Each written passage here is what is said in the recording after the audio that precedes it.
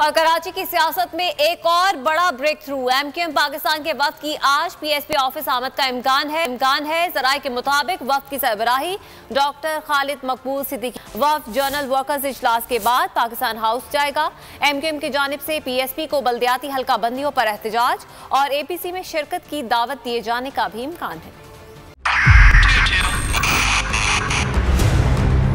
2022 बहुत सारे तोहफे भी देके गया पाकिस्तान की आवाम को। पाकिस्तान की आवाम को एक तोहफा ये दिया कि आवाम को पता चल गया कि पाकिस्तान का मीडिया क्या है। हक और सच का सफर साल 2022 में बोल रहा नंबर 1। हमने बहुत सारे शोज और ट्रांसमिशंस की, पूरा साल मुसलसल जदोजहद में निकल गया कि ये वोट ऑफ कॉन्फिडेंस के पीछे कौन लोग थे। तोड़े रेटिंग के सभी रिकॉर्ड। एंकर्स ने भी आवाम में सबसे ज्यादा मकबूलियत पाई